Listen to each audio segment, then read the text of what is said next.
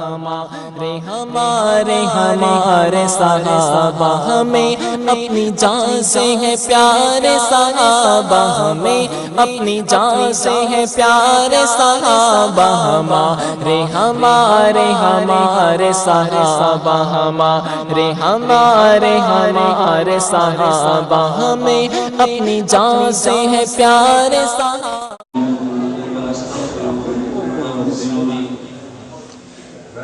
ونؤمن به ونتوكل عليه ونعوذ بالله من شرور أنفسنا ومن سيئات أعمالنا من يهده الله فلا مضل له ومن يضلل فلا هادي له ونشهد أن لا إله إلا الله وحده لا شريك له ونشهد أن سيدنا ومولانا محمدا عبده ورسوله أما بعد فأعوذ بالله من الشيطان الرجيم بسم الله الرحمن الرحيم لقد رضي الله عن المؤمنين إذ يبايعونك تحت الشجرة فعلم ما في قلوبهم وقال النبي صلى الله عليه وسلم عثمان في الجنة يا رب صل وسلم دائما أبدا على حبيبك خير الخلق كلهم هو الحبيب الذي ترجى شفاعته لكل حول من الأهوال المحتمل اللهم صل على محمد وعلى آل محمد كما صليت على إبراهيم وعلى آل إبراهيم إنك حميد مجيد اللهم بارك على محمد وعلى آل محمد كما باركت على إبراهيم وعلى آل إبراهيم إنك حميد مجيد میرے نہایت واجب احترام بزرگوں، مسلک اہل سنت والجماعت سے تعلق رکھنے والے بزرگ نوجوان دوستوں اور بھائیوں، میں نے آپ حضرات کی خدمت میں آج 3 باتیں عرض کرنی ہیں۔ نمبر 1 نبوت، نمبر 2 صحابیت اور نمبر 3 خلافت۔ کتنی باتیں؟ نمبر 1 نبوت، نمبر 2 صحابیت اور نمبر 3 خلافت۔ پہلی بات یہ سمجھیں نبی کا مقام کیا ہے، دوسری بات یہ سمجھیں صحابی کا مقام کیا ہے، اور تیسری بات یہ سمجھیں کہ خلیفہ راشد کا مقام کیا ہے۔ اگر آدمی کو نبی کا مقام سمجھ نہ آئے تو پھر آدمی اس وقت تک نبی کا احترام کرتا نہیں، جب تک صحابی کا مقام سمجھ نہ آئے آدمی صحابی کا احترام کرتا نہیں، اور جب تک خلیفہ راشد کا مقام سمجھ نہ آئے بندہ خلیفہ راشد کی بات کو مانتا نہیں۔ آج دنیا میں دیکھیں کسی شخص کو عداوت نبوت سے ہے، کسی کو عداوت صحابیت کے ساتھ ہے اور کسی کو عداوت خلافت کے ساتھ ہے۔ عداوت اور بغض کی وجہ اس نے مقام نہیں سمجھا۔ آپ کسی بیٹے کو بات منوانا چاہیں اپنے بیٹے سے کہتے ہیں دیکھ بات کہنے والا کون ہے، میں تیرا باپ لگتا ہوں۔ استاد شاگرد کہتا ہے کچھ حیا کر، میں تیرا استاد لگتا ہوں۔ تو اگر بیٹے کے دل میں باپ کا مقام ہوگا تو باپ کی بات بھی مانے گا، اگر شاگرد کے دل میں استاد کا احترام اور مقام ہوگا تو بات بھی مانے گا۔ اسی طرح اگر خلیفہ راشد کا مقام دل میں ہوگا تو بات بھی مانے گا۔ جس شخص نے نبی کا مقام نہیں سمجھا اس نے بڑے آرام سے جملہ زبان سے یہ بکا ہے کہ نبی بھی بشر ہے، میں بھی بشر ہوں، نبی بھی انسان ہے، میں بھی انسان ہوں، مجھ سے غلطی ہو سکتی ہے، نبی سے بھی ہو سکتی ہے، الیاذ باللہ۔ اور جس نے مقام نہیں سمجھا اس نے کہا جی ہم نے گناہ کیا تو کیا صحابہ سے نہیں ہوئے؟ لیکن قرآن میں فلاں آیت دیکھ لیں، حدیث میں فلاں موقع دیکھ لیں، اگر ہم سے گناہ ہوتے ہیں تو ان سے بھی تو ہوئے، تو جب ان سے گناہ ہوتے ہیں وہ معیار حق و حجت کیسے بن جائے گا؟ اور جس آدمی نے خلیفہ راشد کا مقام نہیں سمجھا تو انہوں نے یہ کہا کہ خلافت تو ہوتی ہے سیاسی امور کے لیے، نظام مملکت کے لیے، تو اگر نظام مملکت میں اختلاف تو کیا جا سکتا ہے، سیاست میں رائے تبدیل آ سکتی ہے۔ حضرت عمر بن خطاب سے اختلاف عبداللہ بن عمر نے کیا ہے، حضرت عمر بن خطاب سے اختلاف مسجد میں ایک عورت میں کیا ہے، اگر وہ کر سکتے ہیں تو ہم کیوں نہیں کر سکتے؟ جس نے یہی نہیں سمجھا تو وہ یہ بات کہتا ہے، لیکن اسے مقام سمجھ آ جائے تو یہ بات کبھی نہیں کہتا۔ ایک معاملہ ہے نبی کا نبی کے ساتھ، ایک معاملہ ہے صحابی کا صحابی کے ساتھ، نبی کا نبی کے ساتھ معاملہ الگ ہے، امت کا نبی کے ساتھ معاملہ الگ ہے۔ ایک ہے بھائی کا بھائی کے ساتھ اور ایک ہے بھتیجے کا چچا کے ساتھ۔ اگر دو بھائی آپس میں گرم ہو جائیں تو کوئی بیٹا یہ کہے کہ چونکہ بھائی گرم ہے تو میں بھی گرم ہو جاؤں، لوگ کہیں گے یار تو دونوں بھائی لگتے ہیں اور تو بھتیجا لگتا ہے۔ بھائی کا بھائی سے معاملہ اور ہے اور بھتیجے کا چچا کے ساتھ معاملہ اور ہے۔ بڑے آپس میں بات کریں تو الگ ہے اور چھوٹا بڑے سے بات کرے تو بات الگ ہے، دونوں میں زمین و آسمان کا فرق ہے۔ میں اس کی ایک مثال دیتا ہوں، قرآن کریم اس بات پہ گواہ ہے۔ حضرت موسیٰ علیہ السلام بھی نبی ہے، حضرت ہارون علیہ السلام بھی نبی ہے، دونوں نبی ہیں۔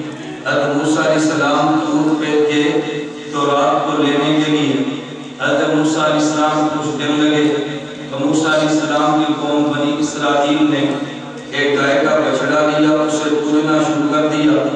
حضرت موسیٰ علیہ السلام واپس آئے، حضرت ہارون کو موسیٰ علیہ السلام نے فرمایا اے ہارون جب یہ قوم شرک کر رہی تھی تو نے روکا کیوں نہیں؟ حضرت ہارون نے عرض کیا کہ بھائی جان جتنا روک سکتا تھا میں نے روکا ہے، صرف یہ کہ میں نے ہاتھ نہیں چلایا، میں نے لڑائی نہیں کی۔ اگر میں قوم کو لڑا دیتا مجھے فرماتے کہ میرے آنے کا بھی انتظار نہیں کیا، کم از کم مجھ سے پوچھ لیا ہوتا کہ ان کو مارنا ہے یا نہیں مارنا، میں تو اس لیے خاموش رہا۔ حضرت موسیٰ علیہ السلام جلادی پیغمبر تھے تو موسیٰ علیہ السلام نے اپنے بھائی حضرت ہارون کو داڑھی اور سر کے بالوں سے پکڑا اور ان کو گھسیٹنا شروع کر دیا۔ حضرت ہارون علیہ السلام نے عرض کیا یا ابن ام لا تأخذ بلحیتی ولا براسی، اے بھائی جان، اے میری امی جان کے بیٹے، آپ میری داڑھی اور بال سے مجھے گھسیٹو مت، آپ ذرا میری بات تو سنو، میرا عذر تو سنو۔ اب دیکھو جب نبی کا معاملہ نبی کے ساتھ ہے تو ایک نبی دوسرے نبی کی داڑھی سے پکڑ کے گھسیٹ رہا ہے، بیٹھ جا بیٹھ جا تو اتر آیا تو پھر اٹھے بیٹھ جا۔ میری بات سمجھ آ رہی ہے؟ یہ درمیان میں گڑبڑ نہیں کرنی، آپ ذرا بات سمجھو اور میرے دلائل پہ غور کرو۔ آپ نے تھوڑا سا دائیں میں ذہن دیا تو میری بات آپ کو سمجھ نہیں آئی۔ حضرت موسیٰ علیہ السلام بھی نبی ہیں، حضرت ہارون علیہ السلام بھی نبی ہیں۔ حضرت موسیٰ علیہ السلام نے ہارون کو سر کے بالوں اور داڑھی سے پکڑ کے کھینچا یا نہیں؟ بولیے نا، کھینچا۔ اب کوئی بدبخت اٹھے اور وہ اعوذ باللہ اس لیے نبی سے اختلاف کرے کہ نبی نبی سے کرتا ہے، میں نے کر دیا تو کیا ہوا؟ میں نے کہا نبی نبی سے داڑھی پکڑ کے کھینچے تو کوئی فرق نہیں پڑتا، دونوں نبی ہیں۔ امتی کھینچے گا تو ہم فتویٰ کفر کا لگائیں گے، امتی کھینچے گا تو فتویٰ کفر کا لگائیں گے۔ حضرت علی رضی اللہ عنہ بھی صحابی، حضرت امیر معاویہ بھی صحابی، حضرت علی کو داماد پیغمبر کہتے ہیں، امیر معاویہ اور برادر نسبتی پیغمبر کہتے ہیں، پیغمبر کا سالہ کہتے ہیں۔ حضرت علی کا رشتہ بھی پیغمبر سے، امیر معاویہ کا رشتہ بھی پیغمبر سے۔ حضرت علی اگر قرآن کے حافظ ہیں، حضرت امیر معاویہ قرآن کے کاتب ہیں، تو دونوں کا تعلق قرآن سے بھی ہے اور دونوں کا تعلق پیغمبر کی ذات سے بھی ہے۔ اگر حضرت علی اور معاویہ رضی اللہ عنہما آپس میں اختلاف کر بھی لیں تو دونوں بڑے ان کو حق پہنچتا ہے، لیکن چھوٹا بڑے سے اختلاف کرے گا، ہم کہیں گے صحابی آپس میں لڑ پڑے تو وہ دونوں صحابی اور جنتی ہیں۔ اگر کوئی تیسرا بندہ صحابی سے لڑے گا ہم فتویٰ کفر کا لگا دیں گے۔ نبی کا نبی سے معاملہ اور ہے، صحابی کا صحابی سے معاملہ اور ہے، اور امتی کا نبی سے معاملہ الگ ہے۔ میں نے کہا پہلے یہ تو سمجھے نبی کا مقام کیا ہے۔ مقام نبوت کو سمجھنے کے لیے بطور تمہید کے میری دلیل پہ غور کرنا۔ اللہ رب العزت نے آسمان کو بنایا ہے، اللہ نے زمین کو بنایا ہے، آسمان و زمین میں سورج اور چاند ستاروں کو بنایا ہے۔ خدا نے جس قدر کائنات میں نعمتیں پیدا فرمائی ہیں، اللہ سے پوچھے آپ نے کیوں فرمائی؟ اللہ فرماتے ہیں وَالَّذِي خَلَقَ لَكُم مَّا فِي الْأَرْضِ جَمِيعًا، اے انسانوں زمین میں جتنی نعمتیں ہیں میں نے ان کو تمہارے لیے بنایا ہے۔ جانور تمہارے لیے بنائے ہیں، تمہیں جانوروں کے لیے نہیں بنایا، میں نے جانور کو تیرے لیے بنایا ہے۔ اس سے ایک بات یہ سمجھ آئی، ہندو مسلمان پر اعتراض کرتے ہیں۔ ہندو کہنے لگے کہ مسلمان بھی عجیب ہے، اگر جی چاہا کہ میں نے سوپ پینا ہے تو کہتا ہے دیسی مرغ ذبح کر لو، اس نے کہا یہ دل کرتا ہے کباب کھائیں تو کہتا ہے جی گائے ذبح کر لو، دل کرتا ہے کڑھائی کھائیں، اس نے کہا یہ ایک بکرا ذبح کر لو۔ ہندو نے مسلمانوں پہ اعتراض ہی کیا، اپنی زبان کے چسکے کے لیے مسلمان جانور کی جان لیتا ہے۔ حکیم الامت حضرت تھانوی رحمۃ اللہ علیہ فرماتے ہیں ہندو سمجھا ہی نہیں خدا نے جانور کیوں بنایا ہے۔ جب جانور بنایا ہی انسان کے لیے ہے تو جانور کا انسان کا دل کرے تو کسی کا سوپ پی لے، دل کرے کسی کے کباب کھا لے، اس میں اعتراض کی بات کیا ہے؟ لیکن ہندو کہنے لگے کہ اعتراض تو ہے، جب اپنی زبان کے چسکے کے لیے جانور کو ذبح کرتا ہے تو وہ وقت ذبح جانور کو تڑپنا پڑتا ہے، جانور کو تکلیف اور درد ہوتی ہے۔ مسلمان اپنی لذت کے لیے جانور کو درد دیتا ہے۔ حکیم الامت حضرت تھانوی دیوبند کے سر کے تاج ہیں، اللہ کی قبر پہ کروڑ رحمتیں نازل فرمائے۔ حکیم الامت مولانا تھانوی رحمۃ اللہ علیہ یہ دیوبند کے سر کے تاج ہیں، اللہ کے کروڑوں اللہ کی قبر پہ کروڑ رحمتیں نازل فرمائے۔ حضرت تھانوی صوفی بھی تھے، حضرت تھانوی محدث بھی تھے، حضرت تھانوی مفسر بھی تھے، حضرت تھانوی فقیہ بھی تھے، اور حضرت تھانوی پر بڑے پائے کے مناظر بھی تھے۔ حضرت تھانوی رحمۃ اللہ علیہ سے ایک بندہ مناظرہ کرنے کے لیے آیا، اور مناظرہ کرنے کے لیے بندہ آیا کہ جو غیر مقلد بھی تھا اور نبینہ بھی تھا۔ میں کہا اکھا کا بھی انا ہے دل کا بھی انا۔ کون آیا؟ غیر مقلد آیا اور اکھا کا انا، تو دل کا بھی اندھا، اور کان آپ کا دل کا بھی اندھا، آنکھوں کا بھی اندھا۔ حضرت تھانوی رحمۃ اللہ علیہ کے پاس آیا اور حضرت سے مناظرہ کرنے لگا، یعنی فرمایا کہ تیرا تو مناظرہ کرنے فائدہ کوئی نہیں۔ اس نے کہا کہ نہیں، فرمایا اگر میں نے مناظرہ جیت لیا تجھے میری بات سمجھ آ گئی تو پھر؟ اس نے کہا جی آپ کی بات سمجھے تو میں مان لوں گا۔ حضرت تھانوی نے پوچھا مناظرہ کس بات پہ کرنا ہے؟ جن کو مناظرے کا شوق بہت ہوتا ہے۔ حضرت تھانوی نے پوچھا کہ مناظرہ کس بات پہ کرنا ہے؟ وہ غیر مقلد کہنے لگا کہ جی میں نے مناظرہ اس بات پہ کرنا ہے، حضرت امام اعظم ابو حنیفہ رحمۃ اللہ علیہ آیت میں تعویل کرتے ہیں، حدیث میں تعویل کرتے ہیں، تو آیت میں بھی تعویل کریں گے، حدیث میں بھی تعویل کریں گے۔ قرآن اور حدیث میں تعویل کرنا بڑا جرم ہے، سیدھا سیدھا معنی بیان کرو جو قرآن کا ہے۔ میں ایک مثال دیتا ہوں تاکہ آپ تعویل کا معنی بھی سمجھیں، تعویل کا مطلب کیا ہوتا ہے۔ حضرت امام اعظم ابو حنیفہ رحمۃ اللہ علیہ تعویل کرتے ہیں، تعویل کا معنی یہ ہے، آیت کا معنی حدیث کا معنی وہ کرتے ہیں کہ بندہ سمجھتا ہے کہ آیت کے خلاف ہے، حالانکہ آیت کے خلاف نہیں ہوتا، آیت کے مطابق ہوتا ہے، لیکن سمجھنے کے لیے اس معنی کو تھوڑی سی عقل چاہیے۔ آدمی کو عقل نہ ہو تو پھر معنی سمجھ میں آتا نہیں ہے۔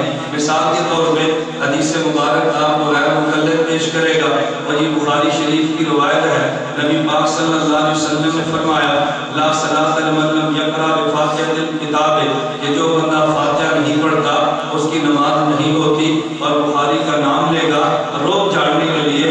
میں بڑے دعوے کے ساتھ کہتا ہوں اگر کوئی غیر مقلد یہاں پہ بیٹھا ہو مجھے ابھی چٹ لکھ دے، میں انشاءاللہ اس کی چٹ کا جواب دے کے بتاؤں گا کہ صحیح بخاری پہ تم عمل نہیں کرتے، تم بخاری پہ جھوٹ تو بولتے ہو لیکن بخاری پر عمل نہیں کرتے۔ تو اس نے کہا کہ یہ صحیح بخاری میں ہے، یہ بخاری کا نام لے تو آپ پریشان نہ ہو گئے۔ 3 طلاق تو کتنی ہوتی ہیں؟ بولیے کتنی ہوتی ہے؟ 3۔ لیکن غیر مقلد کبھی بخاری پیش نہیں کرے گا کیونکہ بخاری میں 3 طلاق تو 3 ہے، بخاری میں 3 طلاق تو 1 نہیں ہے، کبھی بخاری کا نام بھی نہیں لے گا۔ کتنے مسئلے ایسے ہیں آپ حضرات کے ہم نے مسافہ 2 ہاتھ سے کرنا ہے، آپ بخاری پیش کریں، غیر مقلد بخاری کو ہاتھ بھی نہیں لگائے گا، اس لیے اس کو پتا ہے کہ یہ مسئلہ بخاری کا میرے خلاف ہے، تو مسئلہ خلاف ہوگا دوڑ جائے گا، اگر بظاہر مسئلہ نظر آئے گا تو دوڑ کے قبول کرے گا۔ تو میں یہ بات سمجھا رہا تھا کہ نبی پاک صلی اللہ علیہ وسلم نے فرمایا لا صلاۃ لمن لم یقرأ بفاتحۃ الکتاب، جو بندہ فاتحہ نہیں پڑھتا اس کی نماز نہیں ہوتی۔ اب ظاہری مطلب کیا ہے؟ امام نہ پڑھے تو بھی نماز نہیں، مقتدی نہ پڑھے تو اس کی بھی نہیں، اکیلا نہ پڑھے تو اس کی بھی نہیں۔ کیوں؟ نبی پاک نے فرمایا کہ جو بھی نہ پڑھے۔ تو دیکھیں بظاہر کیا معلوم ہوتا ہے؟ یہ آیت امام کے لیے بھی ہے، آیت اکیلے کے لیے بھی ہے، آیت مقتدی کے لیے بھی ہے، لیکن امام ابو حنیفہ فرماتے ہیں آیت کا معنی یہ نہیں کہ تم سمجھے ہو، بلکہ حدیث کا معنی یہ نہیں، بلکہ حدیث مبارک کا مطلب یہ ہے کہ یہ ہر بندے کے لیے نہیں ہے، بلکہ صرف یہ مقتدی کے لیے ہے، جب یہ اکیلے آدمی کے لیے ہے۔ اب لوگ کہتے ہیں یار حدیث کو دیکھیں کہ کیوں معلوم ہوتا ہے سب کے لیے؟ امام حنیفہ فرماتا ہے سب کے لیے نہیں ہے، بلکہ صرف یہ تو اکیلے آدمی کے لیے ہے۔ اکیلا آدمی نہ پڑھے اس کی نماز نہیں ہوتی۔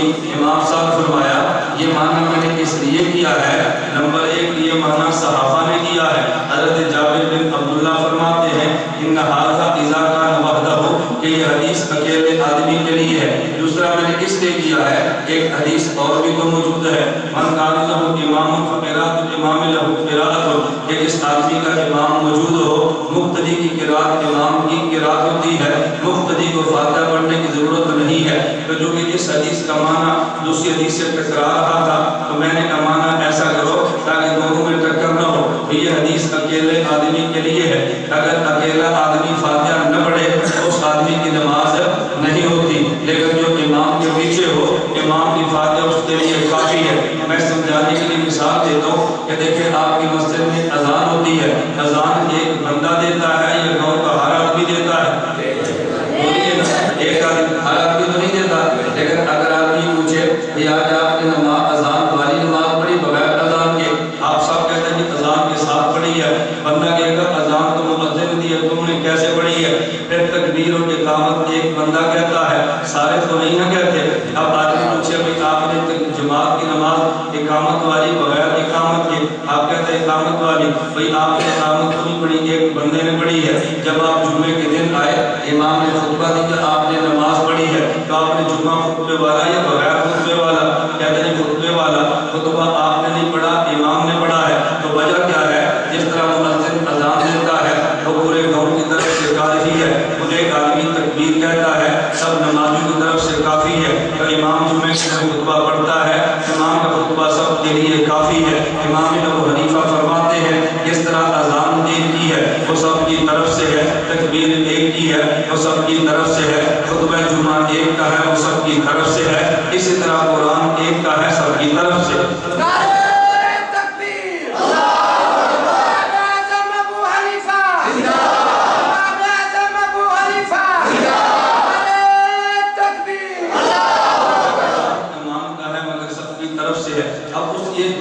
سمجھا رہا تھا تو کہتا ہے امام حنیفہ تعویلیں کرتے ہیں۔ حضرت تھانوی نے فرمایا تمہارا کیا خیال ہے تعویل نہیں کرنی چاہیے؟ اس نے کہا کہ نہیں کرنی چاہیے۔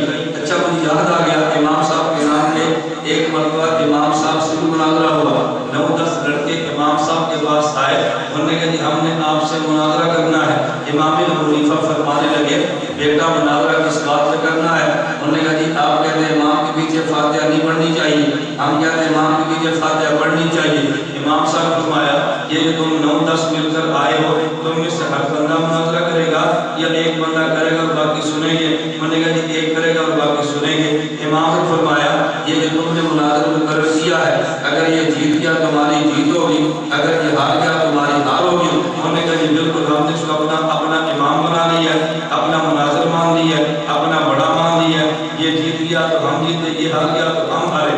امام صاحب فرمایا تو پھر میں مناظرہ جیت گیا تو ہار گئے، میں مناظرہ جیت گیا تو ہار گئے۔ انہوں نے کہا جی امام صاحب ابھی تو مناظرہ شروع نہیں ہوا، انہوں نے فرمایا شروع ہو کر ختم ہی ہو گیا۔ انہوں نے کہا جی وہ کیسے؟ فرمایا تم نے خود ہی تو کہا ہم نے اس کو اپنا امام مانا ہے، اگر یہ جیتا تو ہم جیتے، یہ ہارا تو ہم ہارے۔ یہ بات میں کہتا ہوں جس کو تم نے امام بنایا ہے اس نے قرآن پڑھا تو تم نے پڑھا، اس نے نہیں پڑھا تو تم نے نہیں پڑھا۔ یہ بات تو میں کہہ رہا تھا، جو بات میں نے کی وہ تم نہیں مانتے، اسی بات کو تو آپ نے مان لیا ہے۔ تو امام صاحب کے اندر اللہ کا عقل بہت عطا فرمائی تھی، تو غیر مقلد انا مبینہ کہنے لگا، اس نے کہا جی تعویل ابو حنیفہ کرتا ہے اس کو مناظرہ کریں۔ حضرت تھانوی نے فرمایا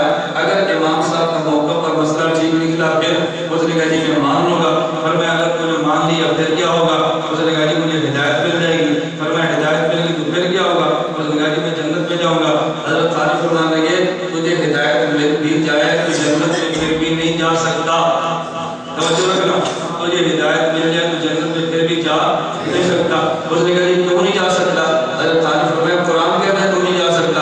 اس نے کہا جی قرآن کہتا ہے؟ فرمایا بالکل قرآن کریم میں ہے. اس نے کہا جی کہاں لکھا ہے؟ حضرت تھانوی رحمۃ اللہ فرمانے لگے قرآن کریم میں ہے من کان فی ہذہ اعمی فہو فی الآخرۃ اعمی, کہ جو بندہ دنیا میں اندھا ہے وہ قیامت کو بھی اندھا ہوگا. تو جنت میں تو اندھا نہیں جاتا, تو جو دنیا میں اندھا ہے وہ قیامت کے دن بھی اندھا. اس نے کہا جی نہیں, آیت کا مطلب یہ نہیں ہے. پر میں مطلب نہ تھا یہ جب وہ نہیں پتہ کام نہیں سمجھے. اور بھائی تجھے گلا تو یہی تھا نا, اب وہ نفا تعویل کرتا ہے, تعویل نہ کرنا. آیت کا معنی کیا ہے, دنیا میں اندھا ہے وہ قیامت کے دن بھی اندھا, تو جنت میں اندھا جائے گا دیکھنے والا دیکھنے والا. اس نے کہا جی نہیں, آیت کا مطلب یہ ہے کہ جو دنیا میں اندھا ہے یعنی گمراہ ہے, دنیا میں اندھا ہے یعنی گمراہ ہے, وہ قیامت کے دن بھی اندھا ہوگا. حضرت فرمایا قرآن تو کہتا ہے کہ دنیا میں اندھا ہے, تو نے کہا یعنی گمراہ ہے, یہ یعنی تو نے تعبیر کی ہے نا. اب وہ حنیفہ تعبیر کرے تو غلط ہے, تو تعبیر کرے تو ٹھیک ہے. تو تعبیر کے بغیر اپنا جنتی ہونا ثابت کر. نبی نے فرمایا تو تعبیر کے بغیر اپنا جنتی, جب تک قرآن کی آیت میں تعبیر نہ کرے وہ نبی کا آدمی جنت میں نہیں جا سکتا. اس نے کہا جی مجھے بات سمجھ آ گئی ہے. حضرت تھانوی رحمۃ اللہ علیہ میں بتا رہا تھا مناظر بھی تھے, اللہ کی قبر پہ کروڑوں رحمتیں نازل فرمائے. انہوں نے اعتراض کیا, اعتراض ہے نا ذہن میں. ہندو نے کہا جب آپ کو چسکا زبان کا مارنا ہو, آپ جانور کو ذبح کرتے ہیں تو ذبح کرتے وقت جانور کو بڑی تکلیف ہوتی ہے. حضرت تھانوی نے فرمایا کوئی تکلیف نہیں ہوتی. اس نے کہا جی کیوں؟ اس نے کہا تمہیں پتہ ہی نہیں, مسلمان جب جانور کو ذبح کرے نا کہتا ہے بسم اللہ اللہ اکبر, بسم اللہ اللہ اکبر. فرمایا بسم اللہ اللہ اکبر پڑھنے کے دو حکم دیا. ذرا اس کی مثال پہلے سمجھنا تو میں پھر یہ بات سمجھ آئی. حضرت تھانوی نے فرمایا ایک بندہ گھر مرتا ہے, اس بندے کو مرنے کی تکلیف ہوتی ہے, لیکن اگر ایک بندہ میدان جہاد میں جا کر شہید ہو جائے اس کو مرنے کی تکلیف نہیں ہوتی. حدیث مبارک میں ہے نبی پاک صلی اللہ علیہ وسلم نے فرمایا ان الشہید لا یجد من مسجد القتل الا کما یجد احدکم من مسجد الفرصت.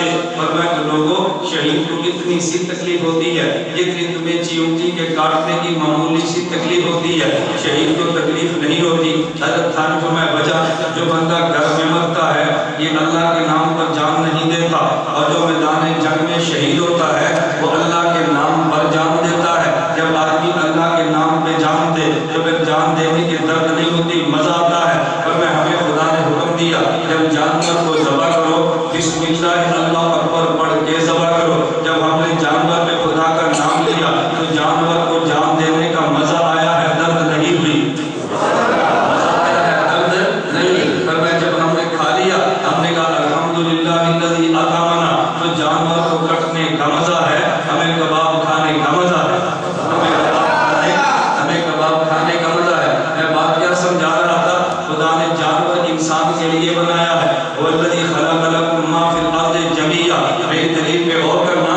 اب قیامت کب آئے گی؟ قیامت اس وقت آئے گی جب دنیا میں اللہ کا نام لینے والا کوئی نہیں ہوگا, تو پھر قیامت آئے گی. اور جب قیامت آئے گی اب انسان نے ختم ہونا ہے. اللہ فرماتے ہیں زمین ختم ہو جائے گی, آسمان ٹوٹ جائے گا, پہاڑ ذروں میں بکھر جائیں گے, کیونکہ اب انسان نے جو نہیں رہنا تو یہ ساری کائنات تو انسان کے لیے بنائی تھی. جب انسان نے ہی نہیں رہنا اس کائنات کو رکھنے کا فائدہ ہی کوئی نہیں. میں صرف دلیل اس بات پہ دے رہا تھا خدا نے پوری کائنات کو انسان کے لیے بنایا ہے. اگر خدا انسان کو نہ بناتے تو پوری کائنات میں کسی بھی چیز کو نہ بناتے. لیکن انسان کیسے بنا ہے؟ میں اپنی ماں اور باپ سے بنا, آپ اپنی والدہ اور والد سے بنے. آپ اوپر چلتے چلے جائیں تو ہم سب حضرت آدم سے بنے ہیں. اگر حضرت آدم کو خدا نے پیدا نہ کرنا ہوتا ہمیں وجود کہاں سے ملتا؟ تو پوری کائنات کا وجود ہمارے لیے ہے اور ہمیں وجود حضرت آدم سے ہے. اب سوال پیدا ہوگا حضرت آدم کو وجود کیوں ملا ہے؟ اب ذرا بات سمجھنا.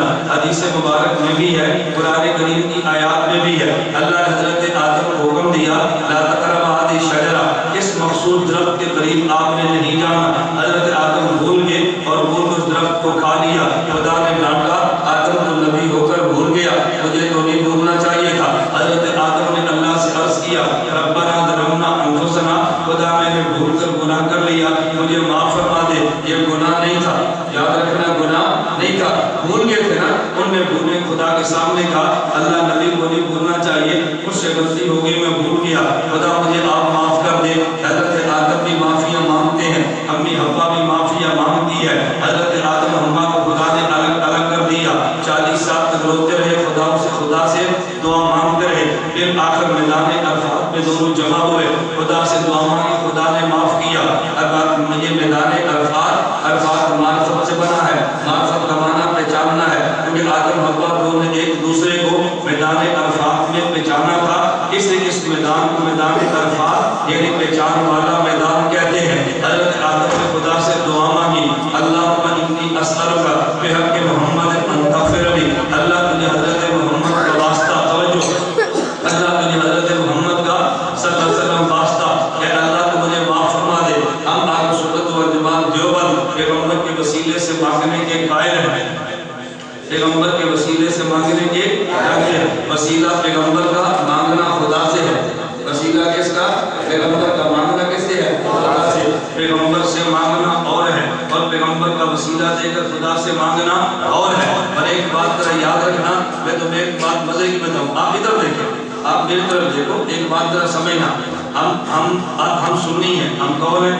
سنی ہیں، ہم خود کو سنی بھی کہتے ہیں، حنفی بھی کہتے ہیں، دیوبندی بھی کہتے ہیں۔ ایک اور نیا طبقہ پیدا نہیں ہوا، اس کو انگریز نے پیدا کیا ہے، پیدا نہیں ہوا، انگریز نے پیدا کیا ہے، مسلمانوں کو آپس میں لڑانے کے لیے، جو خود کو اہل حدیث کہتے ہیں۔ اگر کوئی اہل حدیث یہاں پر موجود ہو، میں یہ بات چیلنج کے ساتھ کہتا ہوں، اگر یہاں موجود نہ ہو کر مولوی سے پوچھ کر بتائے، ہمارا نام اہل سنت والجماعت ہمارے پیغمبر نے رکھا ہے، ان کا نام اہل حدیث انگریز نے رکھا ہے۔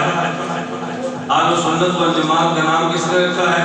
بولیے نا، کس نے رکھا؟ اللہ کے پیغمبر نے رکھا ہے۔ اور اہل حدیث کا نام کس نے رکھا؟ انگریز نے رکھا ہے۔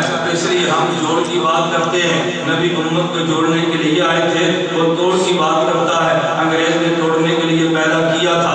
جہاں ایک بھی اہل حدیث ہوگا، مسجد الگ ہوگی، جمعہ الگ ہوگا، نمازیں الگ ہوگی، کیوں؟ اس کا مقصد ہی توڑنا تھا، امت میں توڑ پھوڑ کو پیدا کرنا تھا۔ میں اس لیے کبھی آپ کو سمجھایا کرتا ہوں، ان کے پیچھے نمازیں نہ پڑھنا، اپنی نمازیں کبھی ضائع نہ کرنا۔ آپ یقین کر لو، یہ جراب پر مسح کرے گا، اور جراب پر مسح کرنا کسی بھی صحیح حدیث میں موجود نہیں ہے۔ خود ان کے بڑے مولوی نذیر حسین دہلوی نے فتاوی نذیریہ میں لکھا ہے کہ جراب پر مسح کی کوئی صحیح حدیث موجود نہیں ہے۔ فتاوی ثنائیہ میں ہے کہ جراب پر مسح کی کوئی دلیل موجود نہیں ہے۔ ابن تیمیہ نے لکھا ہے جراب پر مسح کی کوئی دلیل موجود نہیں ہے۔ ان کے بڑے بھی مانتے تھے، اب اگر یہ جراب پہ مسح پہن کے نماز پڑھے گا، ظالم تیری نماز کو برباد کر دے گا۔ میں مسئلے کی بات آئی، بغیر جھجک یہ بات کہہ رہا ہوں، اللہ میں بات سمجھنے کی توفیق عطا فرمائے۔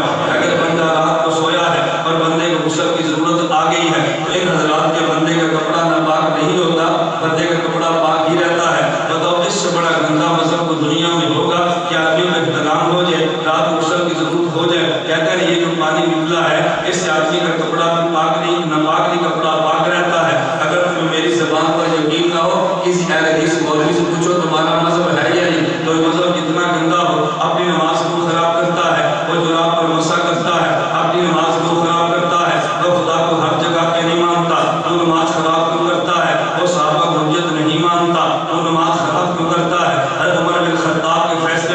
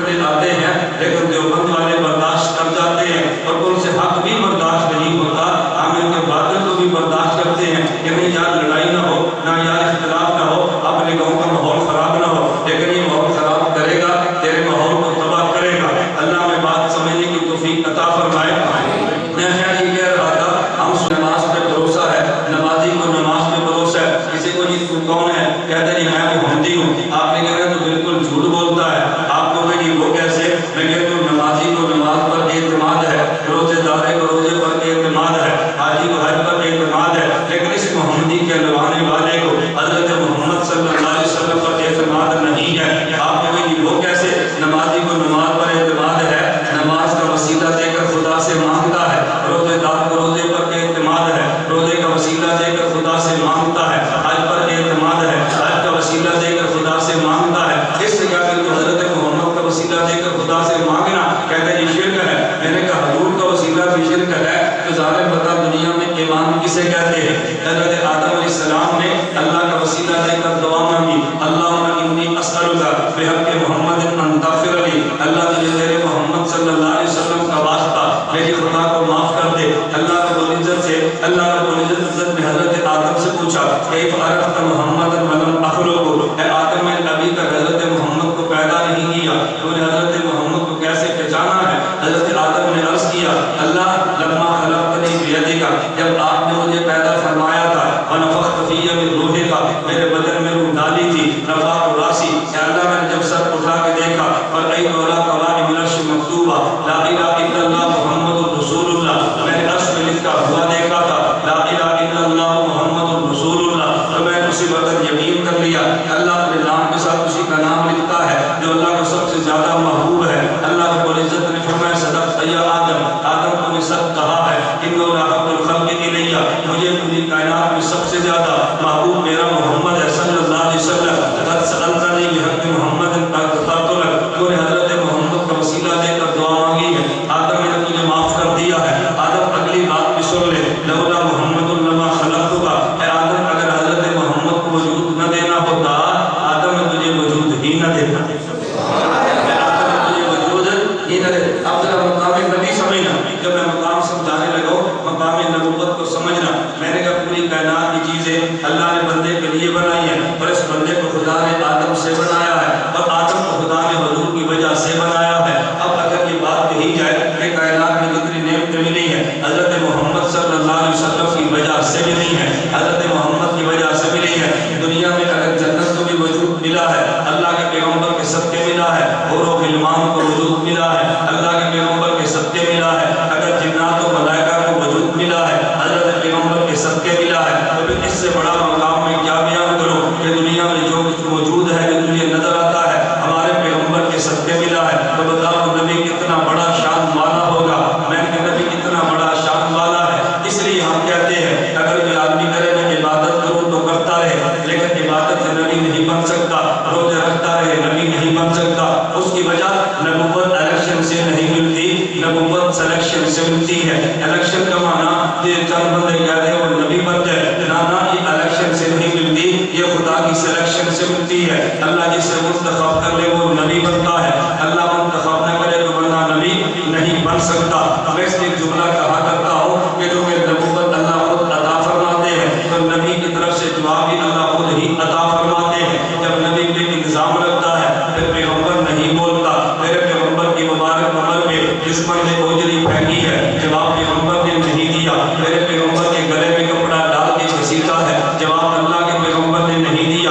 ابو جہل نے حضور کے لیے بددعائیہ کلمات کہے ہیں، تب پر یا محمد لہذا جماعتنا، میرے پیغمبر نے جواب نہیں دیا۔ حضور طائف کی وادیوں میں یہ ہے کہ دشمن نے پیغمبر کے پاؤں سے خون نکالا ہے لیکن جواب پیغمبر نے نہیں دیا۔ کبھی لوگ ہمیں جو بند والوں کو کہتے ہیں یار تم جو بند والے عجیب ہو، تم تو نبی کی طرف سے لڑنے مرنے کے لیے تیار ہو، لیکن ادھر دیکھو اللہ کے پیغمبر لڑنے مرنے کے لیے تم تیار ہو۔ نبی تو کسی سے یوں نہیں لڑتے تھے، حضور کو گالی دے تب بھی نہیں لڑتے، نبی کا خون نکالے تب بھی نہیں لڑتے، ابو صاحب انہیں جملے کے تب بھی حضور نہیں بولتے۔ میں نے یار وہ تب بولتے جب نبوت کا اعلان خود کیا ہوتا، حضور نے اعلان نبوت خود نہیں کیا، اللہ نے کروایا ہے، اللہ نے کروایا ہے، نبوت عمل سے نہیں خدا نے عطا کی ہے۔ مجھے ایک موقع تم بتا دو ایک دشمن نے الزام لگایا ہو اور جواب خدا نے نہ دیا ہو، اگر نبی اللہ بولا ہے تو اگر خدا نے جواب دیا تبت یدا ابی لہب وتب، اگر دشمن نے الزام لگایا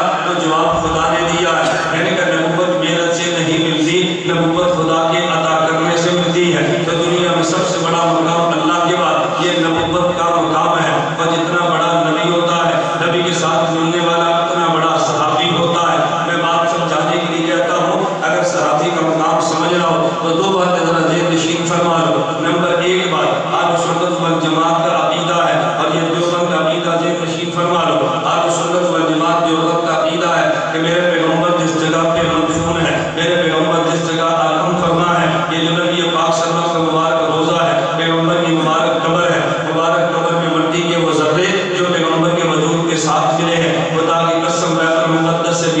है, वो काबा से भी आला है, लौहे महफूज से भी आला है, वो अर्श मुअल्ला से भी आला है, अर्श मुअल्ला से भी आला है। जरा तवज्जो रखना, मैं दलील देने लगा हूं सहाबी का मुकाम कितना है। मैंने कहा वो कब्र में मिट्टी के ज़र्रे जो पैगंबर के वजूद के साथ मिले हैं, अरे उन ज़र्रों में शऊर भी नहीं है, उन ज़र्रों में एहसास भी नहीं है, उन ज़र्रों में इल्म भी नहीं है, वो है भी मिट्टी के ज़र्रे, लेकिन वो अर्श से भी आला है। मेरा दोस्त ने मुझे ये बता कि जिस ज़र्रों में शऊर नहीं था वो अर्श से आला है, और वो सिद्दीक जिसमें शऊर भी है, वो सिद्दीक जिसमें एहसास भी है, वो सिद्दीक जिसमें एहसास और शऊर के साथ लगे तो इल्म नबूवत भी है, वो सिद्दीक जो अक्स पैगंबर बना करता है, लगे तो वो मिट्टी के ज़र्रे अगर वो अर्श से आला है, वो सहाबी जो पैगंबर के साथ मिला है, बताओ वो कितना आला होगा। यही वजह अल्लाह के पैगंबर ने ज़ुबान मुबारक से ऐलान फरमाया है, ला तमस्सुन नार मग़रानी, अल्लाह के पैगंबर ने अजीब जुमला फरमाया, ला तमस्सुन नार मग़रानी, अल्लाह के पैगंबर ने ये नहीं फरमाया कि जिसने मुझे हालत ईमान में देखा वो जहन्नम में नहीं जाएगा, फरमाया ला तमस्सुन नार मग़रानी, जिसने मुझे हालत ईमान में देखा उसको जहन्नम की आग छू भी नहीं सकती, उसको जहन्नम की आग छू भी नहीं सकती, जहन्नम की आग उसके करीब भी नहीं आ सकती। वजह इसलिए उसको पैगंबर की ज़ात के साथ जो लम्स हुआ है, पैगंबर की सोबत जो मिली है, पैगंबर की मजलिस में जो बैठा है, मैं वो एक मिट्टी का ज़र्रा वो पैगंबर के साथ मिलता है, वो कायनात में सबसे आला होता है। मेरी दलील पे गौर करना, मैं तो लोग ये कहेंगे, तवज्जो रखना, मेरी दलील पे गौर करना, लोग कहते हैं पैगंबर का मदीना आला है, पैगंबर का रोज़ा आला है, पैगंबर का मदीना आला, पैगंबर का रोज़ा आला। एक बात तो मैं और भी कह दूं, दरमियान में रोज़े की बात आई, ये रोज़े को भी देवबंद वाला मानता है, अहले हदीस रोज़े को भी नहीं मानता। और रौज़तुन नदिया किताब मसलक अहले हदीस की है, उसमें लिखा है हर किसी की कब्र को गिराना वाजिब है, अगरचे वो कब्र नबी पाक की क्यों ना हो, अगरचे कब्र नबी पाक की क्यों ना हो। और रौज़तुन नदिया मसलक अहले हदीस की किताब है, और अहले हदीस के मदरसों के निसाब में शामिल है। ये ऐसी किताब है कि जिसका वो इनकार कर दे, लेकिन जो बात समझना मैं समझाने लगा, मैंने कहा देवबंद वाले रोज़े को मानते हैं, आप देवबंद वाले फ्लैश से देखो ऊपर रोज़े की फोटो बनी होगी, सर में मोहम्मद के देखो रोज़े की फोटो बनी होगी, आप देवबंद की किताबें देखो ऊपर रोज़े की तस्वीर बनी होगी। अगर यहाँ पर मसलक अहले हदीस का नौजवान बैठा हो, ये घर से कोई एक किताब उठा के ले आए कि जिस किताब में पैगंबर की रोज़े की तस्वीर बनी हो, नहीं बनी। मैं इससे बढ़ के बात कहता हूँ, अभी जमात दावा ने मास कौम को गुमराह करने के लिए ताफ़ुज़े नामूस रिसालत के नाम पे तारीख चलाई है। आज तक ताफ़ुज़े नामूस रिसालत के लिए कुर्बानी जब भी दी है तो देवबंद ने दी है, लेकिन अगर वहाँ पे तारीख चली है, आप जाकर वहाँ देख ले, वहाँ बैनर लगा होगा, और बैनर के ऊपर या तस्वीर पैगंबर की मस्जिद नबी की होगी या मदीने की खजूर की होगी, खजूर की तस्वीर तो होगी, लेकिन पैगंबर के रोज़े की तस्वीर नहीं होगी। उधर जाएंगे तस्वीर पैगंबर की हमारे पास है तो रोज़े की, उधर आए तो खजूर की। मालूम हुआ कि देवबंद का ताल्लुक पैगंबर के रोज़े से, इसका ताल्लुक मदीने की खजूर से। देवबंद का ताल्लुक किससे है? खजूर के देवबंद का रोज़े से, और इसका ताल्लुक मदीने की खजूर से है। अच्छा, अगर तुम्हें ना नजर आए ना, एक मिसाल में और दे दो, आप यहाँ जाकर मसला पूछ ले। एक और मसला आप हमसे पूछे, भैया मदीना मुनव्वरा जाना चाहते हैं, हमने पूछा क्यों जाना चाहता है, उसने कहा कि मदीना मुनव्वरा पैगंबर के रोज़े की नीयत से जा रहा हूँ। देवबंद वाले कहते हैं कि बिल्कुल जायज़ है, तुझे जाना चाहिए। आप जो बात में कहते हो ना, सुबह गैर मुकर्रर लड़कों को चाहिए आपने मौलवियों से पूछे, रात में घूम क्या कर गए थे, एक गलत मसले को बता कर नहीं गया, तवज्जो रखना। आप पूछे भाई मदीना मुनव्वरा जाना चाहता हूँ, हमने पूछा बेटा क्यों जाना है, एक जी हजूर के रोज़े की ज़ियारत के नीयत से जाना है, हमने कहना जायज़ है। उधर मसलक अहले हदीस के आलिम से मसला पूछेगा, उसने कहा कि जायज़ नहीं है, शिर्क है। क्यों? कहते हैं हजूर के रोज़े की नीयत से जाना जायज़ नहीं है। मैंने कहा अच्छा, अब ये मसले मौलवी से पूछो, मदीना मुनव्वरा एक मुलाज़मत मिल रही है, रियाल कमाने के लिए मदीना जा सकता हूँ, उसने कहना बिल्कुल जा सकता है, यही रियाल की नीयत से मदीने जाना जायज़ है, पैगंबर के रोज़े के लिए जाना जायज़ नहीं। मालूम हुआ कि देवबंद का ताल्लुक पैगंबर के रोज़े से है, और तेरा ताल्लुक मदीने के रियाल से, तेरा ताल्लुक मदीने के रियाल से है। तुम किस मुँह से ताफ़ुज़े नामूस रिसालत की बातें करते हो? खैर जरा तवज्जो रखना, मैं जो बात समझा रहा था, एक है पैगंबर का रोज़ा, मैं एक जुमला कहने लगा था कि वो मट्टी मुबारक जो पैगंबर के रोज़े की, पैगंबर के वजूद के साथ मिली है, वो खुदा के अर्श से भी आला है। अभी लोग पूछते हैं यार क्यों आला है, मैं कहता हूँ इस आला पे बैठा, मैं कहता हूँ क्यों आला है, जरा आला पे दलील पे गौर करना। मैंने कहा बचा कोई आपका पीर होगा,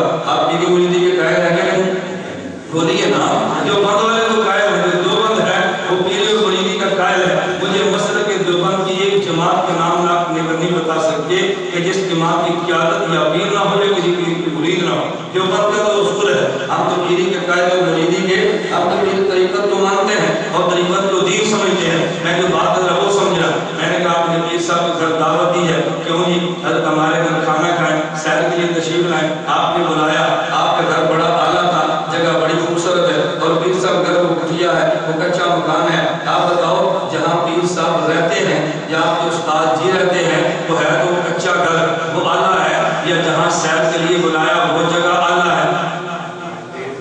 جہاں رہتے ہیں وہ جگہ اعلیٰ ہے نا۔ میں نے کہا ایک میرے پیغمبر کا روضہ ہے، ایک میرے پیغمبر کا مدینے کا مکان ہے، ایک خدا کا عرش ہے، ارے اس مکان میں پیغمبر رہتے ہیں اور عرش میں پیغمبر سیر کے لیے گئے ہیں، اس روضے کو رہائش گاہ پیغمبر کہتے ہیں اور عرش کو سیر گاہ پیغمبر کہتے ہیں۔ رہائش گاہ ہمیشہ سیر گاہ سے اعلیٰ ہوتی ہے، رہائش گاہ ہمیشہ سیر گاہ سے اعلیٰ ہوتی ہے۔ میں پھر بتا رہا تھا ایک کیا مقام نبوت کیا ہے، نمبر 2 مقام صحابیت کیا ہے۔ میں نے کہا یہ ذرا ذہن میں رکھنا کہ صحابی کا تعلق ہے کن سے، جتنا تعلق بڑھے گا اتنا اس بندے کو مقام ملتا چلا جائے گا۔ ایک مقام نبوت ہے، ایک مقام صحابیت ہے، ایک مقام نبوت اور مقام صحابیت کے درمیان میں ایک بات کہنے لگا تھا، یہ مقام خلافت ہے۔ آپ کے درمیان میں کیوں کہا؟ میں نے کہا ایک نبی ہے، ایک نبی کے صحابہ ہیں، نبی کے سارے وارث تو کون ہیں؟ وہ نبی پاک کے صحابہ۔ پیغمبر میں وصف صداقت بھی ہے، وصف عدالت بھی ہے، وصف امانت بھی ہے،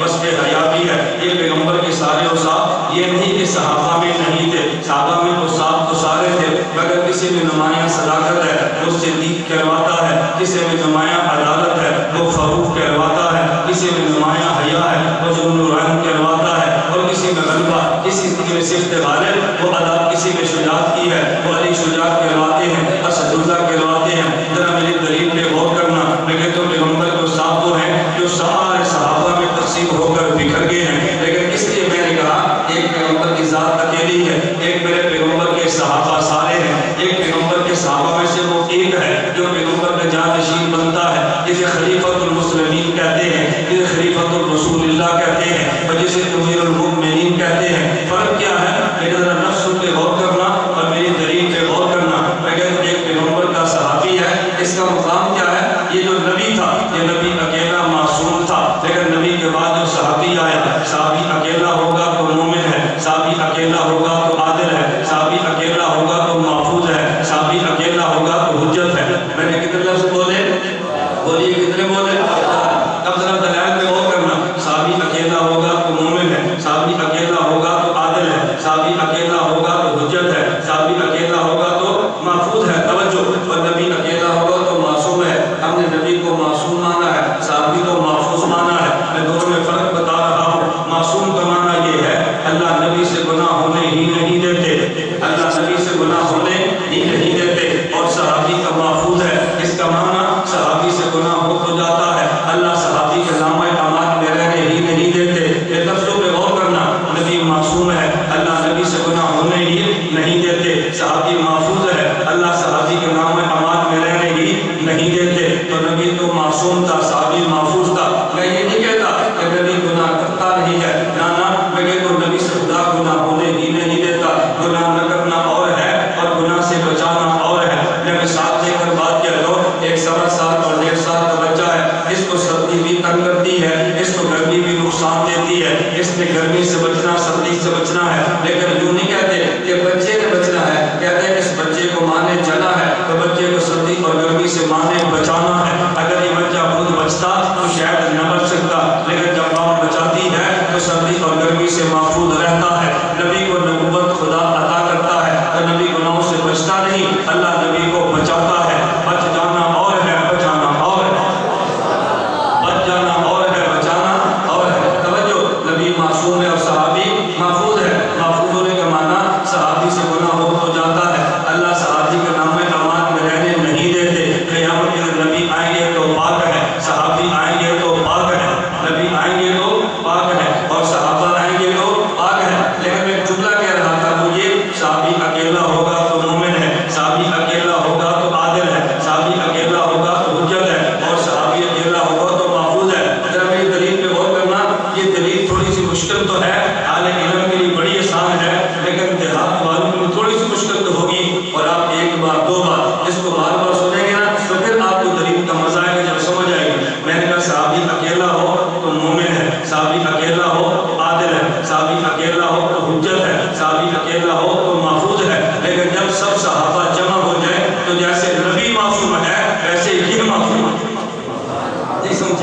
جیسے نبی معصوم ہے ویسے یہی معصوم ہے. کیوں؟ جب اکیلا ہے تو مومن، اکیلا ہے تو عادل، اکیلا ہے تو حجت، اکیلا ہے تو محفوظ، اور سب جمع ہو گئے تو معصوم. اس کی وجہ جو نبی کے اوصاف سارے تھے ان میں منتشر تھے، جب سب جمع ہیں تو صاحب نبوت ایک جگہ پہ آ جائے تو پھر محفوظ نہیں کہتے، معصوم کہتے ہیں. محفوظ نہیں کہتے، پھر معصوم کہتے ہیں. تو میں یوں نہیں سمجھ آنی، آپ میری طرح دیہاتی لوگ ہیں، ذرا ایک مثال سمجھو تاکہ آپ بات سمجھیں. میں نے کہا نبی کو آفتاب، نبی توجہ رکھنا، ایک ہے پیغمبر، اس پیغمبر کو کہتے ہیں یہ ہدایت کا چاند ہے، اور صحابہ کہتے ہیں یہ ہدایت کے ستارے ہیں. ہدایت کے ستارے، پیغمبر کو چاند کہتے ہیں، صحابہ کو ستارے کہتے ہیں. یہ لفظ پہ غور کرنا، میں کہتا ہوں نبی کو چاند کہتے ہیں، صحابہ کو ستارے. یہ ستاروں کی روشنی ابھی نہیں ہے، یہ چاند سے نکلتی ہے تو پھر ستارہ بنتا ہے. اب میں جملہ سمجھانے لگوں، جب چاند بکھر جاتا ہے تو پھر ستارے بنتے ہیں، اور جب ستارے سمٹ جاتے ہیں تو چاند بنتا ہے. جب چاند بکھرتا ہے تو پھر ستارے بنتے ہیں، اور جب ستارے سمٹ جائیں تو پھر چاند بنتا ہے. جب نبوت بکھر جاتی ہے تو پھر صحابہ بنتے ہیں، جب صحابہ سمٹ جاتے ہیں نبوت بنتی ہے. وہ بات سمجھ آئی؟ اب میں نے کہا کہ میرے دلائل بھی ہے، مجھے رفتار بھی ہے، وقت تھوڑا ہے، میں نے سفر زیادہ کرنا ہے. جب آدمی کا وقت کم ہو اور سفر لمبا ہو تو پھر گاڑی کی رفتار ذرا تیز ہوتی ہے. پھر کبھی سواریاں کہتی ہیں استاد ذرا میٹنگ میں اٹھا رہا. میں نے کہا نہیں، یہ استاد کہتا ہے سفر بڑا لمبا ہے اور ہمارے پاس ٹائم کم ہے. بات سمجھ آ رہی ہے؟ میں نے کہا جب چاند بکھر جائے تو پھر ستارے بنتے ہیں، ستارے سمٹ جائیں تو پھر چاند بنتا ہے. نبوت بکھر جائے صحابہ بنتے ہیں، صحابہ سمٹ جائیں تو نبی بنتا ہے. پھر کیا بنتا ہے؟ نبی. میں نے کہا نبی معصوم ہے، صحابہ معصوم، جب سب جمع ہو جائے معصوم ہے. اب اگلا جملہ جو میں کہہ رہا تھا، میں درمیان جملے آخری بات کہہ رہا ہوں. میں جملہ کہنے لگا ہوں، ایک ہے نبی اور ایک ہے صحابی. ایک ہے نبی اور صحابی کے درمیان خلافت. کیا مانا؟ صحابہ 1,24,000 ہیں رضی اللہ عنہم اجمعین، مگر وہ سارے خلیفہ راشد تو نہیں تھے نا. خلیفہ وہ جس کو خلافت ملی ہے، اور خلیفہ راشد کا نام ابو بکر صدیق ہے رضی اللہ عنہ. خلیفہ راشد کا نام عمر بن خطاب ہے رضی اللہ عنہ. خلیفہ راشد کا نام حضرت عثمان بن عفان ہے رضی اللہ عنہ. خلیفہ راشد کا نام علی بن ابی طالب رضی اللہ عنہ. ایک ذہن میں رکھنا، ایک ہے خلافت راشدہ موجودہ فی القرآن، ایک ہے ایسے خلیفہ راشد. حضرت امیر معاویہ بھی خلیفہ ہیں، عبداللہ بن زبیر بھی خلیفہ ہیں، لیکن جس کو خلافت راشدہ اب 4 یاد کہتے ہیں، ابو بکر صدیق سے شروع ہے، علی بن ابی طالب پہ ختم ہے. میں جو بات کہہ رہا تھا اہل قریب پہ غور کرنا. میں نے کہا ابو بکر، عمر، عثمان اور علی ان کو خلافت ملی ہے، باقی سارے پیغمبر کے صحابہ بنے ہیں. ایک ہے مقام نبوت، ایک ہے مقام صحابہ. یہ سارے صحابہ نبوت کا ہوا کرتے ہیں، لیکن ان میں سے ایک کو منتخب کر کے امیر بنایا جاتا ہے، اسے خلیفہ راشد کہتے ہیں. اب امت کے ذمہ ہے نمبر 1 نبی کی بات مانے، نمبر 2 پیغمبر کے بعد خلیفہ راشد کی بات مانے، نمبر 3 خلیفہ راشد کے بعد پیغمبر کے صحابہ کی بات مانے. جو بندہ کسی ترتیب سے چلتے ہیں، پہلے بات پیغمبر کی مانتے ہیں، پیغمبر کے بعد خلیفہ راشد کی مانتے ہیں، اور خلیفہ راشد کے بعد پیغمبر کے صحابہ کی مانتے ہیں. پہلے بات کس کی ہے؟ نبی کی. نبی کے بعد خلیفہ راشد، خلیفہ راشد کے بعد پیغمبر کے صحابہ. اس کا معنی یہ نہیں ہے کہ صحابہ خلیفہ راشد کے خلاف ہے، خلیفہ پیغمبر کے خلاف ہے نا. ایسا کبھی نہیں ہوتا. خلیفہ کا فتویٰ پیغمبر کے خلاف ہو، صحابہ کا فتویٰ خلیفہ کے خلاف ہو، ایسا کبھی نہیں ہوتا. میں یہ کہہ رہا تھا کہ جس طرح پیغمبر کی بات ماننی ہے، خلیفہ راشد کی بات بھی ماننی ہے، صحابہ کی بات بھی ماننی ہے. نبوت کو ماننا ایمان ہے، نہ مانے تو بے ایمان ہے. خلیفہ راشد کو ماننا ایمان ہے، نہ مانے تو بے ایمان ہے. صحابہ کو ماننا ایمان ہے، نہ مانے تو بے ایمان ہے.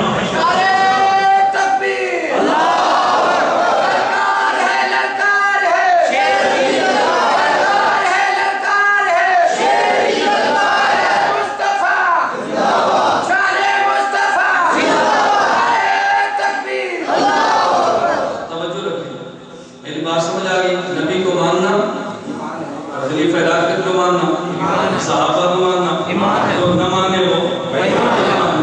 کوئی نبی کا نام لیتا ہے، صحابی کو چھوڑ دیتا ہے، کوئی صحابی کا نام لیتا ہے، کسی اور کو چھوڑ دیتا ہے. جو بند والے پیغمبر کو بھی مانتے ہیں، خلیفہ راشد کو بھی مانتے ہیں، اور صحابہ کو بھی مانتے ہیں. اور باتیں یاد نہ رہے تو میں 2 مسئلے کہہ دیتا ہوں بات سمجھانے کے لیے.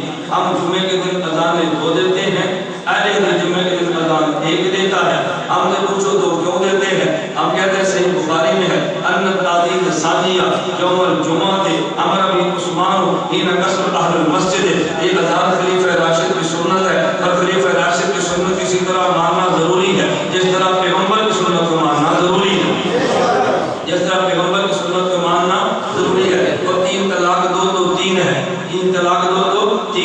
مرزائی کہتا ہے 3 طلاق 2 تو 1 ہے، شیعہ کہتا ہے 3 طلاق 2 تو 1 ہے، سنی کہتا ہے 3 طلاق 2 تو 3 ہے۔ اگر میری بات غلط ہو، میں نے کہا میری بات کو نوٹ کیا جا رہا ہے، میری بات کیمرے کی آنکھ میں محفوظ ہے، میں بڑے دعوے چیلنج کے ساتھ کہتا ہوں، صبح اپنے مولوی سے کہہ دو کوئی لکھ دے کہ 3 طلاق کو 1 کہنا یہ مرزائیوں کا مذہب نہیں ہے، 3 طلاق کو 1 کہنا یہ شیعوں کا مذہب نہیں ہے، ہمیں پتہ تو چلے کہ مذہب ہے کس کا۔ 3 طلاق کو 1 کہنا یہ مرزائیت کا مذہب ہے، 3 طلاق کو 1 کہنا رافضیت کا مذہب ہے، اور 3 طلاق کو 1 کہنا اہل سنت والجماعت کا مذہب ہے۔ اگر تم نے سنی بننا ہے 3 طلاق کو 3 کہنا ہے، اگر رافضی کا شیعہ بننا ہے تو 3 طلاق کو 1 کہنا ہے۔ اب لوگ کہیں گے کہ اگر 3 طلاق کو 1 کہنا یہ مذہب مرزائیوں کا تھا تو اہل حدیث نے کیوں نہیں لیا؟ میں نے کہا تمہیں پتہ ہی نہیں ہے، ان کی آپس میں رشتہ داریاں ہیں، لوگ کہتے ہیں رشتہ داریاں، میں نے کہا تمہیں نہیں پتا۔ اگر تمہیں میری بات پہ یقین نہ ہے تو بلکہ صغیر میں پیدا ہونے ان کا سب سے بڑا جو اہل حدیث مولوی تھا میاں نذیر حسین دہلوی اس کا نام ہے۔ اچھا اور جو سب سے بڑا مرزائیوں کا نبی تھا اس کا نام مرزا غلام احمد قادیانی ہے۔ جب مرزا غلام احمد قادیانی نے نکاح کرنے کی لڑکی کو تلاش کرنا شروع کیا تو لڑکی محمد حسین بٹالوی نے تلاش کر کے دی ہے جو اہل حدیثوں کا امام تھا، اور جب نکاح پڑھانا پڑا ہے تو میاں نذیر حسین دہلوی نے پڑھایا جو اہل حدیثوں کا امام ہے۔ 5 روپے ایک مسلح کے بدلے میں لڑکی بھی دی ہے، نکاح بھی پڑھایا ہے۔ تو بتاؤ ان کے مذہب کی بات نہیں کریں گے؟ نہیں سمجھ ان کے مذہب کی بات کوئی اہل حدیث سے انکار نہیں کرے گا کہ میاں نذیر حسین دہلوی نے نکاح پڑھایا مرزا غلام احمد قادیانی کا اور لڑکی تلاش کر کے دی ہے اس نے محمد حسین بٹالوی نے۔ اور شاید یہ بھی آپ کے علم میں نہیں ہے تو کہ مفتی موری ثناء اللہ نے فتاوی ثنائیہ میں درج ہے، موری ثناء اللہ ان کا غیر مقلد مولوی ہے، اس نے کہا شیعہ کے پیچھے بھی نماز جائز ہے، مرزائیوں کے پیچھے بھی نماز جائز ہے، جا کر پوچھ لو، اگر حوالہ غلط ہو تو جرم میرا ہے، 2 صلاۃ ظہر کی وہ میری ہے۔ میں کہتا ہوں جس کا مذہب یہ ہو وہ ان کے مذہب کی بات تو کرے گا۔ اب آپ نے کہنا چلو یہ بات تو سمجھ آئی ہے، یہ مرزائیوں والی بات کہتے ہیں کہ جب 3 طلاق کو 1 کہنا شیعوں کا مذہب ہے تو شیعوں والی بات کو کہتے ہیں۔ میں کہتا ہوں شیعوں کے قریب ہے، آپ کہتے ہیں وہ کیسے؟ ارے شیعہ وہ ہے جو صحابہ کا ایمان نہیں مانتا، اہل حدیث وہ ہے جو صحابہ کو حجت نہیں مانتا، ارے شیعہ وہ ہے جو صحابہ کی ذات نہیں مانتا، اہل حدیث وہ ہے جو صحابہ کی بات نہیں مانتا، ارے شیعہ وہ ہے جو صحابہ کو نہیں مانتا، اہل حدیث وہ ہے جو صحابہ کی نہیں مانتا۔ وہ بڑا شیعہ ہے یہ چھوٹا شیعہ، وہ بڑا شیعہ ہے اور یہ چھوٹا شیعہ ہے۔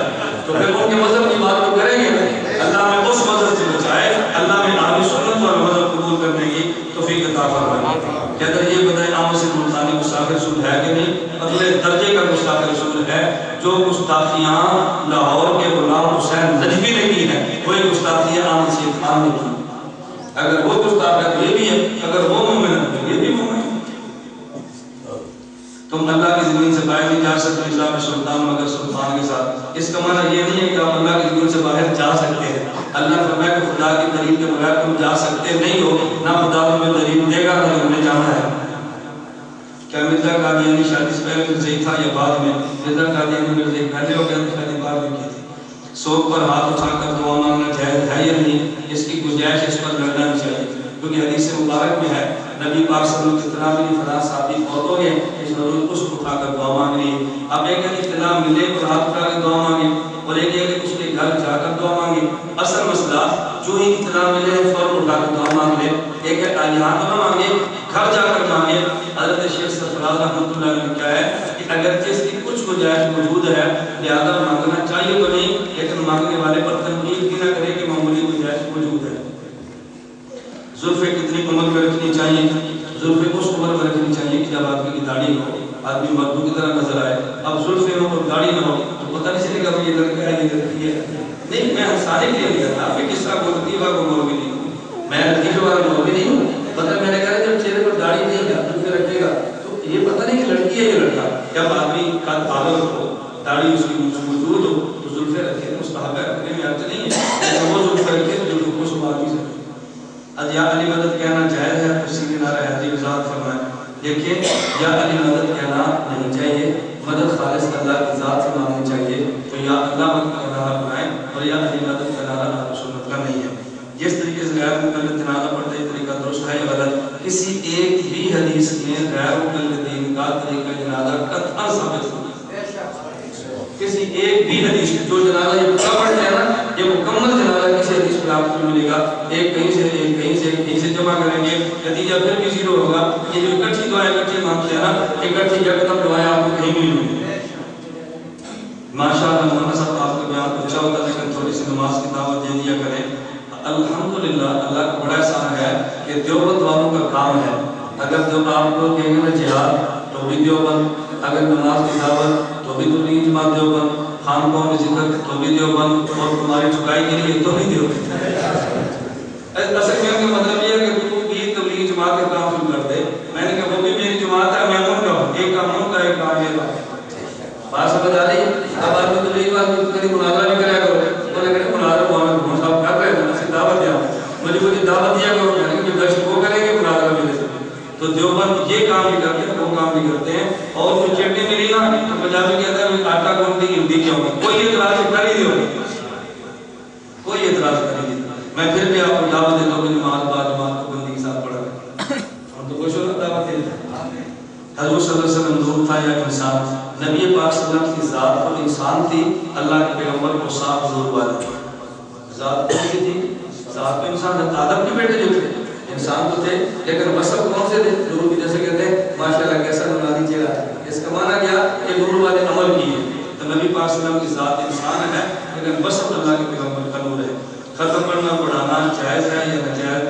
بریلوی حضرات کہتے ہیں ختم القرآن آیات۔ دیکھیں میں آپ کو مشورہ دیتا ہوں، جس بندے کا باپ یا ماں فوت ہونا، جتنی درد اس کو ہے کسی اور کو نہیں ہو سکتی، کسی اور سے پڑھانے کی بجائے خود پڑھا کریں، اس کا اللہ اجر بھی دے گا اور ماں بخشی بھی جائے گی انشاءاللہ۔ باخر دعوانا ان الحمدللہ رب العالمین۔